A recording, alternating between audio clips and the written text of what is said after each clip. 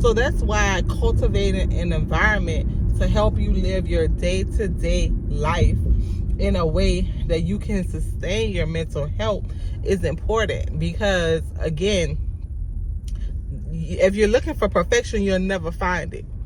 If you are not able to use coping skills in order to get through certain issues, then you're setting yourself up for failure. And what we want to do, just in general, not even with just moms, but just in general, is be able to find ways to accept the things that are happening around us. It's Tosh things, we doing our thing. It's Tosh things, we doing our thing. It's Tosh things, we doing our thing. It's Tosh things, we doing our thing. Hola. So I am back from yesterday. So here's an update. Make sure that you guys subscribe and come along with me to the behind the scenes of Mom Life Chronicles. I am Mom of Taj with TajThings.com, and as you can see, we added one more to the bunch. So both are here. What? You want a game? All right, we'll find a game to play. All right. He's trying to find a game on the watching one. We'll help him. Well, let me.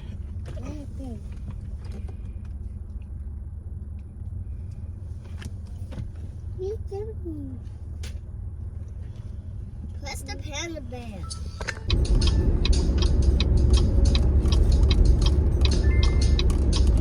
Okay, so I had to take a quick intermission. So, update. Something always happening. Today was supposed to be my day of self-care. And I'm sorry, scratch that. This was my maintenance day, because what I was doing today wasn't self-care, it was maintenance. So I have a hair appointment. I have plan to get my nails and feet done, because of course, like I said, I planned to do that yesterday because I had the day off. We had a dentist appointment for one of the kids. Took much longer than expected. So today, said kid, that one over there, the oldest of the bunch, or the big Taj of the bunch, he struggled all night last night with an ear infection. Yes, if you rewind it, about 3 weeks ago, it was the little Taj. So I didn't sleep well last night. I gave him Tylenol, ibuprofen, as well as some antibiotics that I had. Still didn't work, still complained. So he woke up, he slept a little, maybe about 3 hours, and then after the 3 hours, he woke up complaining still. So I knew I had a later appointment. So I decided to go ahead and get up, take him to urgent care before it got worse. And just to confirm that it would be a ear infection. So we were there all morning. Since he doesn't have a fever, and I have so many things, so much to do in such little time, I'm going to go ahead and drop him off at daycare. Now, I don't like typically just dropping them off this late in the evening, but I have things to do. Look, I'm so picky-headed. I didn't sleep with anything on my head last night because I knew I had a hair appointment. So I'm just looking toe up in the streets. But, you know, that's how it goes sometimes. But that is my update. Some things just never go as planned. And I guess that's why you should always kind of just stay ready. Stay ready for whatever, because you don't know what can happen. Hopefully you all are having a blessed day.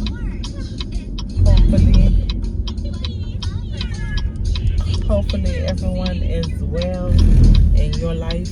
Make sure that you all are doing what you need to do to care for yourself in the midst of caring for others, because that is super important.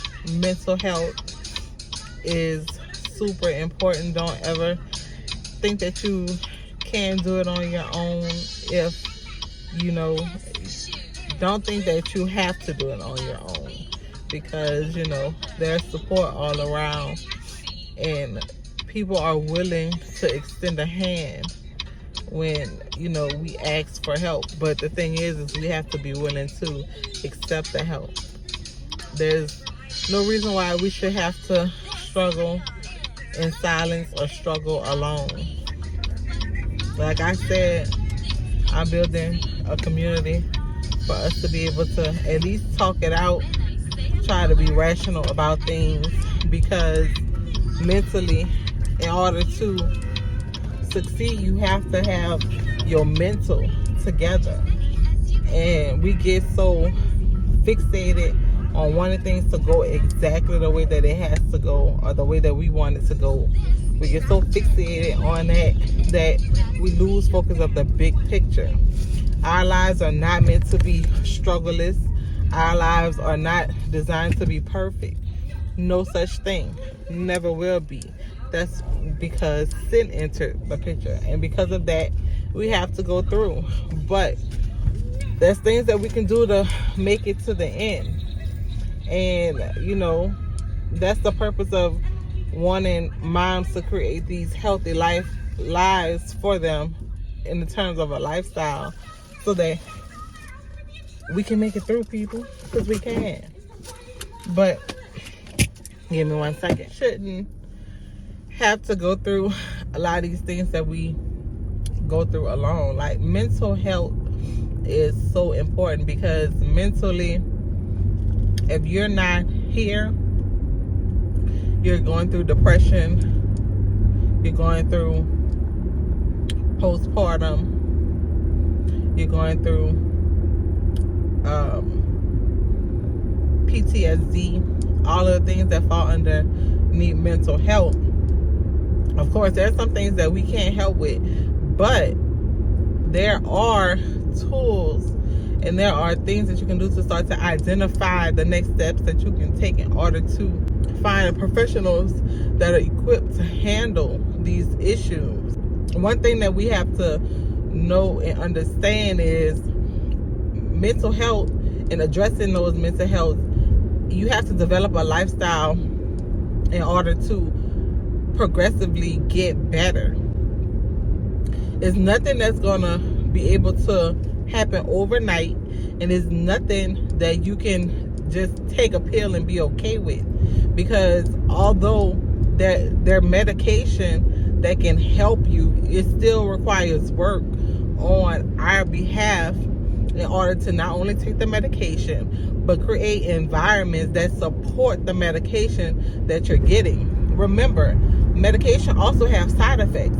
So while you're intaking some of the medication prescribed, it could create an adverse reaction. So that's why cultivating an environment to help you live your day-to-day life in a way that you can sustain your mental health is important. Because again, if you're looking for perfection, you'll never find it. If you are not able to use coping skills in order to get through certain issues, then you're setting yourself up for failure. And what what we want to do just in general, not even with just moms, but just in general, is be able to find ways to accept the things that are happening around us. We have right now the publicized thoughts and prayers going out to the guy who was his name is Twitch, and I've seen the guy before, like, you know, just browsing the Ellen show, because I never was a watcher, although I do like Ellen. She's pretty funny. There's a lot of people speaking upon this man because they've had encounters with him, or they've just seen him, and he have seemed to be a beacon of light, because he just always seemed to be so joyful, and he exuberated a lot of energy, of course, because he was a dancer. And he ended up committing suicide a few days ago, due to whatever, you know. Obviously the talk is mental health, because it was, you know, suicide.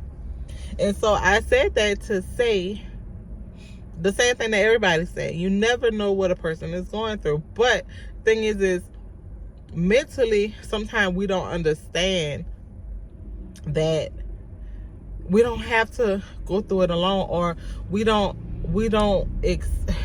our mentally, sometimes our brain just isn't connecting the now with the promise of tomorrow, and it gets hard. And although it gets hard, we have to be able to, again, create these environments and not look for things on the exterior, because everything that we go through in the journey that we're traveling is going to be from the way that you live your life. That's why sometimes social media could be a dangerous game, because we see things and we don't really understand the mental damage that the psychological damage that it's doing to us. Social media is a purposeful tool. That's what it is designed to do. That's it. That's all. To market people's businesses. That's it. That's all. Nothing more, nothing less. It is a business surrounded around marketing. Me personally, I never understood it until I started to get into it. I kind of got into it, and this is a long story. I'm not going to get into of how I got into it. I could talk about that another day. Comment below if you want me to talk about how I got into it. But it is designed to do something very different, very specific, which is make people money. So in doing that, you, me, anybody who watch it are consumers. Therefore, you have to be very careful as to what you are internalizing. There's so many documentaries out there as to psychological damages, as to what it's doing to people, because the algorithms that are being built is built off of behaviors. It is designed to, one, either make you do something, or two, try to predict what you are going to do so that you can do more of it. And they can then allow us, because if we are users, this affects everyone. It allows us to consume the content that everyone is making, i.e. marketing. That's why people are called influencers, because they are put in front of you to influence you to make some type of purchase, to influence you to create some type of behavior, influence you to ultimately become a customer, right? So either myself as a content creator, I'm trying to influence you to take care of yourself. I, for one, began that journey because I wasn't taking care of myself. Although I didn't experience a whole lot of PPD, postpartum depression, or I don't think I struggle with transitioning into motherhood, but I did suffer from self-neglect. Meaning, once I had my kids, I ran and jumped into the role full-heartedly and did what I wanted to do, what I felt I was expected to do, and what I was taught to do. As a mom, I have natural instincts that is to care and provide for my kids. So when I became a mother, that was all my concern. Especially when you're doing it and just like no one knows what they're doing. So you get into the role and do what you think is best and start to build confidence in the things, in the way that you care for your kids. So when I became a mom, I took the role seriously because it's a serious job. It's a duty, it's an obligation. But also in that, you are still human with your own needs. And so when people talk about balancing, that's what they're talking about. Being able to balance your new life as a mom and your life as a person, because outside of being mom, I'm still someone. I'm still who I was either before I was a mom or the new life that I'm creating outside of motherhood. I'm still a person with my own needs outside of my kids. So when I was neglecting myself in terms of doing things that was just for me, what I wanted to do, the way my appearance and the way that I showed up, not wanting to do social activities, things like that, just because I didn't want to put in the extra time and energy that it required for me to do something outside of motherhood.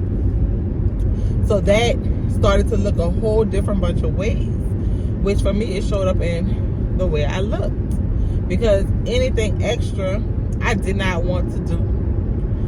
I took pride in making sure my kids' needs were met and the way that they showed up first. When I reevaluated things and started to be like, okay, you don't have to do just that. And you don't have to wait till your kids become 18 in order to do just that. Now, it may take some time, but it don't have to take years. But for me specifically, it took probably about 2 years, a little under 2, because my youngest turned 2 in March. And then it probably could have taken less time, but I had kids back to back, which ended up being really a blessing in disguise, because just thinking about the routine that I had created and adjusted, for one, I would have had to say, if I would have maybe taken another 2 or 3 years before I had another kid, then I'll probably be having to start all over. But having the kids back to back, it kind of forced me and adjusted, because I didn't take a break. So really, what I was going through with one, number 2 just kind of slid in, and my struggles, it just kind of continued versus starting all over. And honestly, that second one was my motivation and push to discover, like, hey, I have to do something that's going to advance our lives, because being on a struggle bus is not something that I want for myself. I didn't want it before I had kids, and damn sure not with kids. So that became my fuel, because with one kid, like, you can adjust. It's financially, it's a financially it's an adjustment, but it's not like taking everything you got. With 2, it was a game changer, because now you have 2 kids in daycare, you have 2 kids in diapers, you have 2 kids, well, one was on formula and one was on regular food, but 2 kids with needing clothes, and it expands you. It extended, I knew that it would take much more.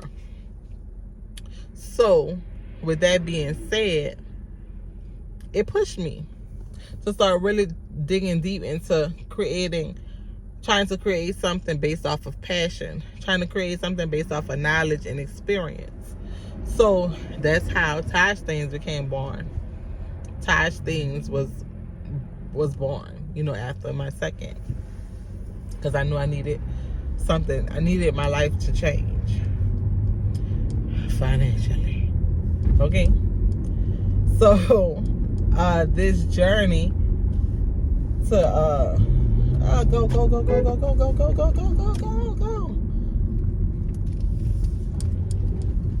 The journey started then. So I said all that to say, mentally, we have to do things that's going to cultivate a life that supports our mental health. Point blank, period. Only feed what you need. Meaning, if you need more happiness in your life, look at happy things. If you need motivation in your life, look at motivational things. Because the algorithms are set up to give you what you're looking at. So, if you like luxury, and that's what you take your time to look at, it's going to put it in your face. So if that's what you're aspiring to have, you have to look at it from a motivational factor, not a jealousy factor. Because it's so easy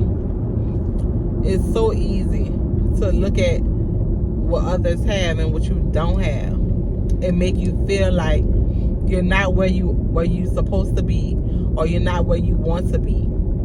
And so it creates envy.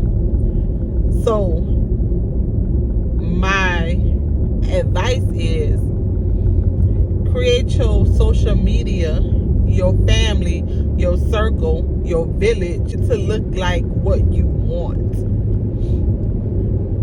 Again, you're looking for happy and joy, look for those people who promote that. Look for people who sell that.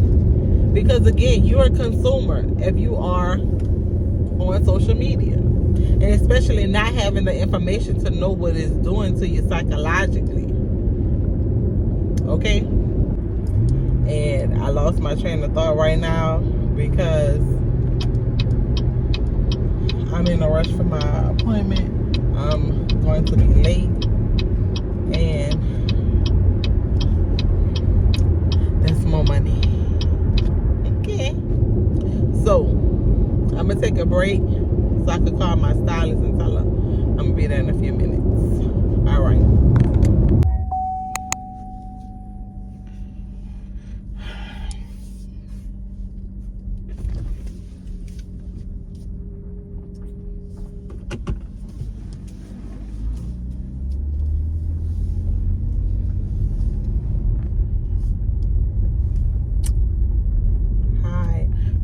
Friends, yes, you see, I am back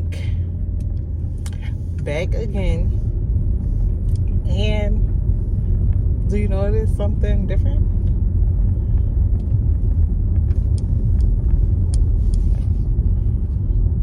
Yep, my hair is not done. So remember in the last clip I was telling you all I had a scheduled appointment.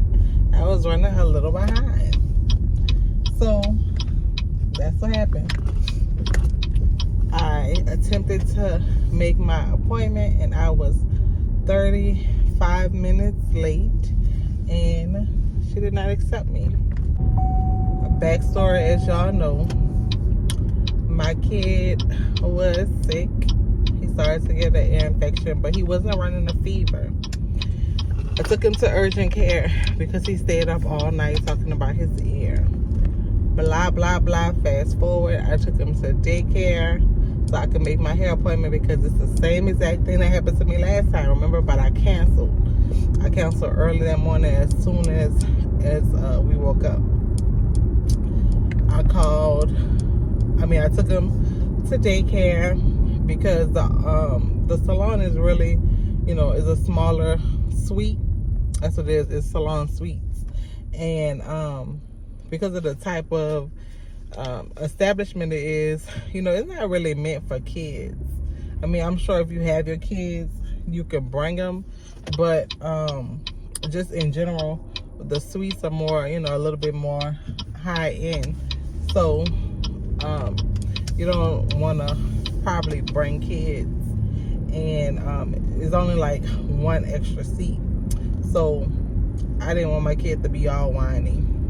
So I did what I thought was appropriate, which was take him to the doctor, get a prescription. Since he didn't have a fever, take him to daycare because, of course, they was able to give him some more, like Tylenol, and they give him Tylenol as well as ibuprofen for pain. And it was literally only like, he was gonna be there for like 4 hours. So, and since he was around the fever, I said, okay, I could take him, go get my hair done, and then come back. So that's what I did. And then when I got on my exit street, it was a lane closure, so the traffic was backed up, and that caused me to really be extra late. I called 5 minutes. I called when I was 5 minutes behind, and said, hey, I'm gonna be late. She was like, okay. She was more like, all right, okay. So I arrived when I arrived, and she had closed the shop, went on the errand, and said she couldn't take me. So I understand business is business. So, in that case, it's my fault, no matter how much I tried to make the appointment, because I genuinely tried, because I had no other options. As a lot of you know, we don't have no support system here. So it's us or it's us. That's it. So I don't have the option to really bring my kids anywhere other than with me. And so I had the ability to bring them to daycare that day so that I can make the appointment. And just so happened, the lane closure, it really delayed everything. So I was left in a pickle to where if I had something to do, I wouldn't have been able to have my hair done, which is making me realize that, it's confirming that I need to find someone else to do my hair. And it's not just because of the business rules, it's because of the lack of flexibility. When you're a customer, you pay for what you want and what you need. Like, I have no problems paying the price as well as the penalty, because I knew I was going to have a late fee on top of the style charge. But I wasn't expecting you just to be like, no, that's it. Like, I was expecting maybe, a late fee. And so with this particular stylist, she doesn't work beyond her hours. On Saturdays, she do only 2 appointments. She doesn't do anything after a certain time during the week on the days that she do work. And so if you book a service, it's really hard to add on services. So like, there's been times when I may have needed a relaxer, or and I booked for just maybe a style, just thinking that that's what I was gonna need. Because sometimes you may know, and sometimes you might not know, just depending on when you book your appointment, because you have to book on like at least 2 weeks in advance. Like that's when the books open, like on the 15th of every month. So in this case, sometimes you really might not know that you need a relaxer. And like there's been times where maybe I've had braids and I've gotten a perm before I've gotten my braids. So by the time me taking it out, I'm not thinking that I'm gonna need one, but then I may need one. So if I need to add on those services, because the way that the books are arranged and it's time slotted, she's not going to alter, because she's not going to stay later in order to accommodate the services, which I definitely understand, because again, if you do it for one, you have to do it for all. So you make a stone cold rule that you're not going to do that. That's fine. So in that sense, with all the events that has occurred, I found that I need to find someone who is more flexible, because I'm paying for a service and I have to work within a very hard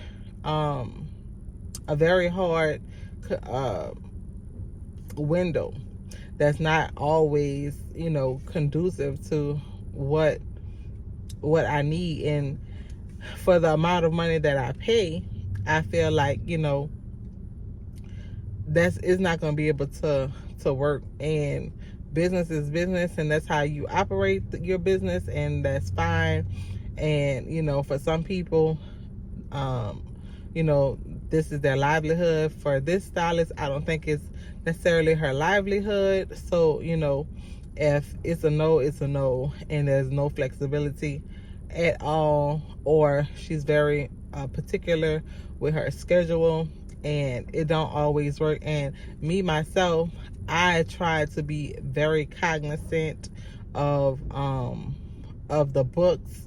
When I book an appointment, I try my best to make it. If I have to cancel, there's only been a few times where I've had to cancel, and I had to cancel because of the lack of flexibility, because like I may need a relaxer and I've booked for something else and the relaxer can't be fit in. So therefore, because I have short hair, if I need a relaxer, I have to get a relaxer, otherwise the style is going to look stupid. So I've had to cancel in those instances, or when my son was sick. And so in the instances when I cancel, I'm like begging, like, oh, well, can you do this? Can you do that? What about this? What about that? And it's always like, no, can't do it, don't have it. So okay, I have to just cancel that appointment, because there's no sense in paying for a style that is not going to come out right, especially the amount of money that's being paid. Then I've been late on one other occasion, and so I've been going to this stylist since March.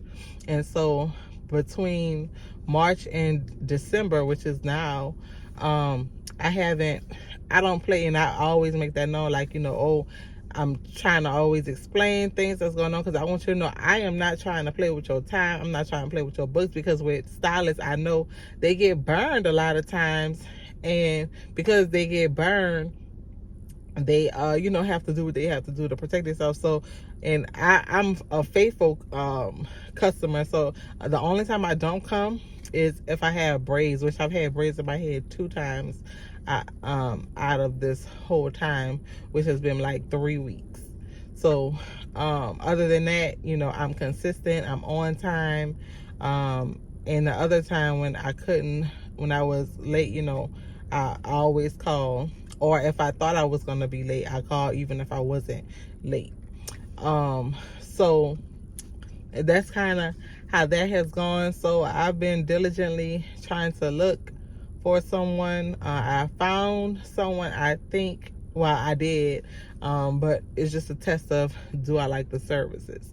So she responded back to me, and I will be giving her a chance to do my hair. And I think that this is going to end up being for the best anyway, as the stylist, I think that she probably will stop doing hair in a little while anyway. So it just pushed me to try to find something a little bit sooner. So that's my rant. That's my story. I did not get my hair done, so I think I'm gonna have to walk around with a mold. I do have a scheduled appointment for the next 2 weeks, and I'm thinking about canceling. It just depends on if this other stylist, how fast she gets back to me, and if she have any availability, and if I like the way she styles my hair. So I really did like the way she styled my hair, and I tried to do everything that I could to maintain my services, but everything doesn't always work out, and everything isn't for everybody. And when you're in business, you do learn, like, the customers that are for you are for you, and some customers, they're not for you. And just like in this instance, some stylists, they're not for you, because if they run their business a certain way.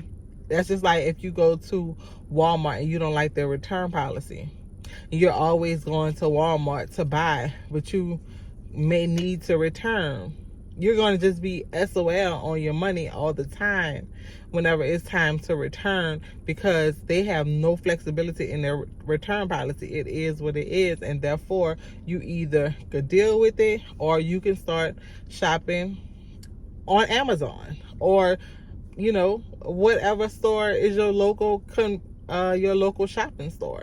And that's just the way it is. Everything doesn't always work out, and it's unfortunate, because I did like her and her style, but whenever you're spending your money, you have to determine if it's right and okay for you, because at the end of the day, you have to be able to be okay with the services that you're receiving. And if you don't feel like the flexibility isn't there, or you don't feel like that person, and it's almost like a nonchalant. And I know that in some instances, like I said, people are burned, so they have to take that attitude with everything. But in some instances, you do have to be flexible for clientele, because things happen, and things happen. So that's that. No need to cry about spilled milk. As of now, I am looking. I think I may have found someone, and just fingers crossed to if that one works out.